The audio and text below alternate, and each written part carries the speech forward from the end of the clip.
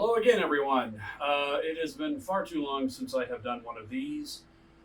I got a new job, so I've been doing that, and it's been great, but it's also been tiring. And when I get home, if I want to eat noodles, I just want to do them on my own.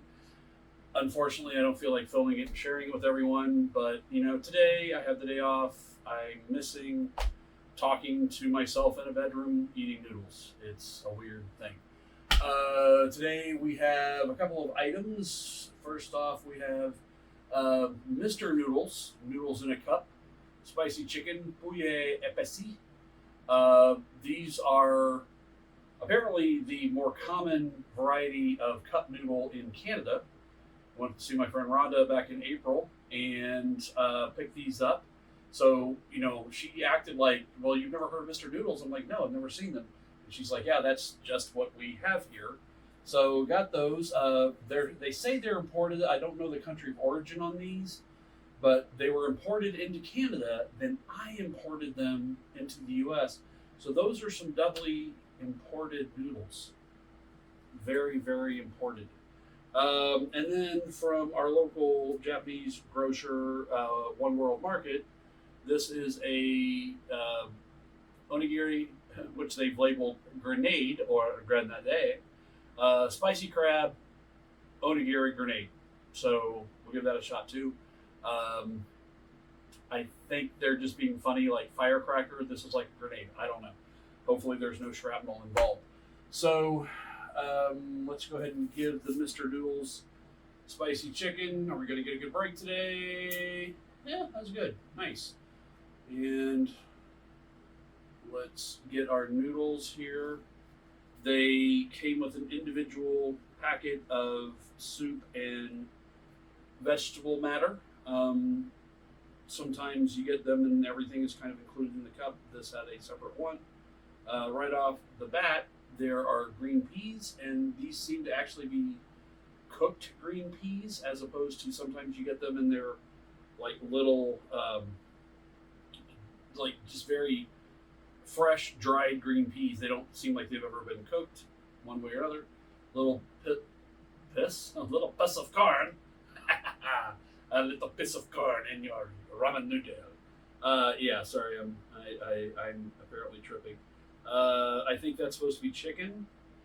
There's some sort of dehydrated, spongy matter there. And I thought I saw egg in here too, but I may have just been imagining that, or the corn may have appeared egg-like in its desiccated form. Again, sometimes my mouth just doesn't want to talk pretty. So give these a stir.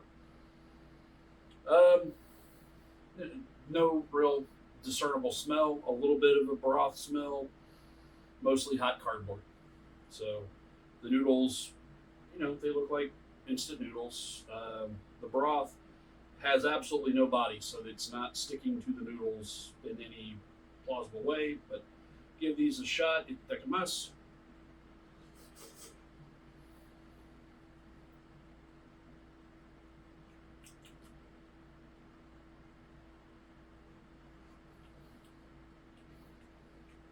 Very weak. Not bad in any way. A little bit of spice there, yep, but very little flavor, very low savoriness to it. A little bit of salt, but again, not overly salty either.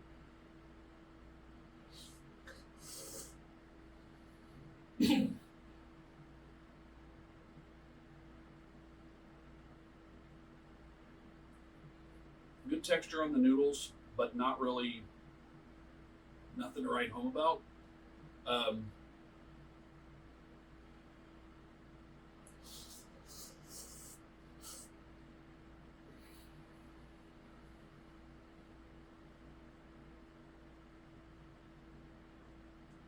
I'm not going to say they're bad in any way.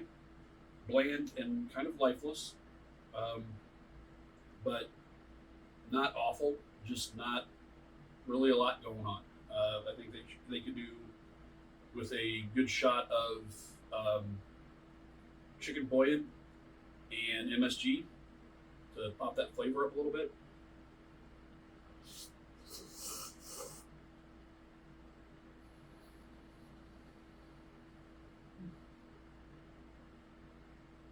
noodles, not recommended unless you like a more, maybe they're just politely seasoned. Maybe that's the thing. They can't import them into Canada unless they're politely seasoned, because every single Canadian, we all know this, they're all polite and they all say, eh? No, that's not true. Stop perpetuating those stereotypes.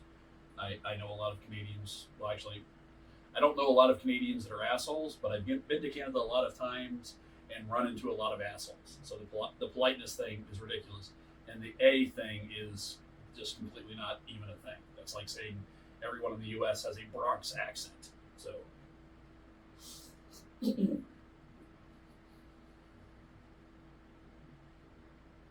again, these are fine. They're just not, they're okay, but they're not good.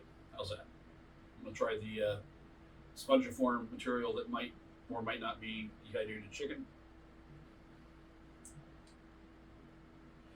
Actually tasted like nothing more than a piece of bread. Maybe they just, accidentally threw some stale baguette in there.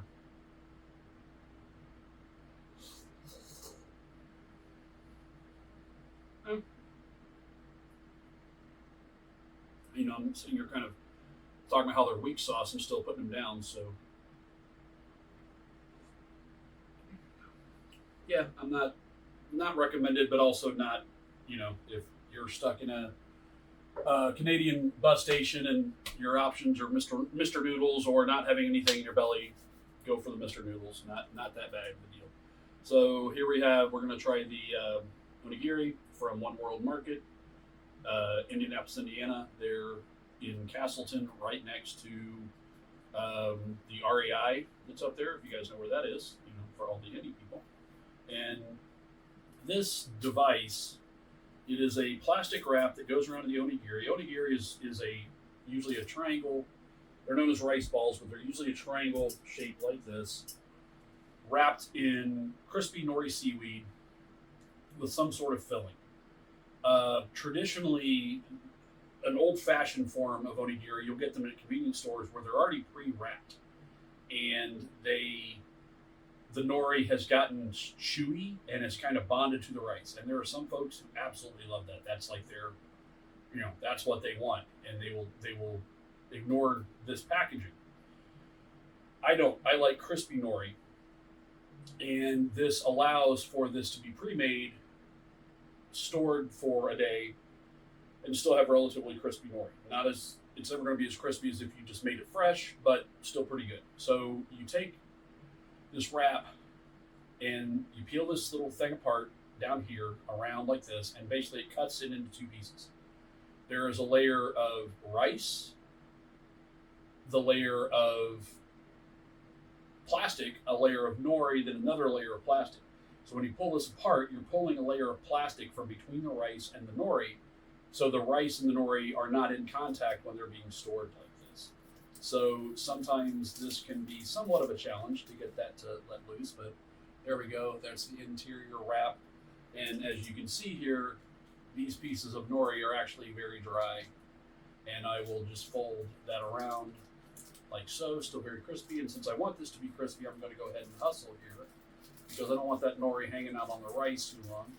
But I also want to be careful not to tear that other side. So there's our other half up and wrap. So this is, again, spicy crab. I'm sure it's probably imitation crab, which is fine. I find that delicious. So another itadakimasu.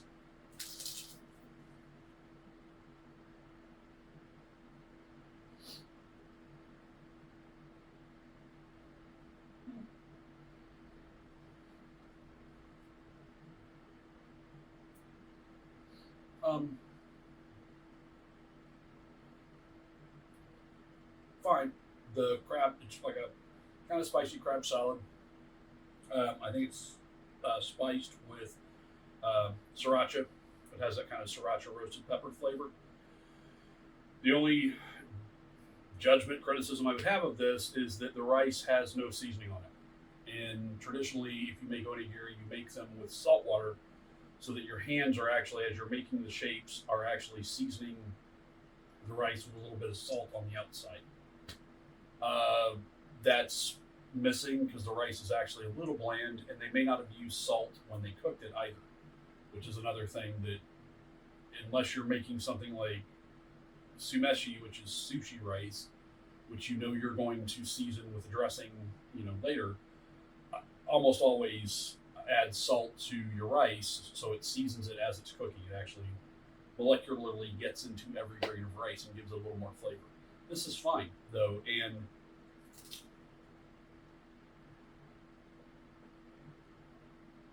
this meal would have been a lunch for me a lot of times in Japan. Just a cup of noodles and this. Japan, convenience stores in Japan are wonderlands. The food is so much better than a lot of restaurant foods in the United States. The price that you pay for things is so much cheaper, so much more affordable, and the quality's better.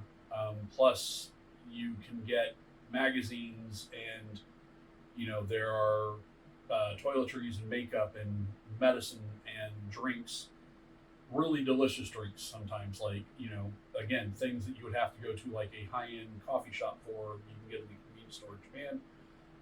They oftentimes have a small office space where you can get, there's a printer and a photocopier, and a lot of times they actually sell prizes like toys and model kits and stuff that you can only get through convenience stores. 7-Eleven, Lawson's, oh man, missing this. 3 or 4 major chains all over the country. But again, Japanese convenience stores, you can literally live off of the food that you get relatively healthily in a Japanese convenience store. I miss them terribly because American convenience stores nowadays are basically only designed to sell sugar, cigarettes, and sugar and cigarettes. But yeah, this would have been something, especially when I would go for walks a lot of times when I was broke, because even going for a walk with no money in Japan is more interesting than, number one, you can walk around a city in Japan, whereas Indianapolis, not so much. But yeah, I would stop and get a cup of noodles, some sort of drink, usually a canned coffee, an onigiri, and have my day. And this is fine. This is really very close to what I would have gotten there. So now already, you didn't hear the nori crunch because just by sitting on that rice just long enough, it started to get kind of chewy. It's not bad, it's just a preference thing. So I actually prefer to eat my onigiri pretty quickly. I'm going to put this one down, I'll finish that later.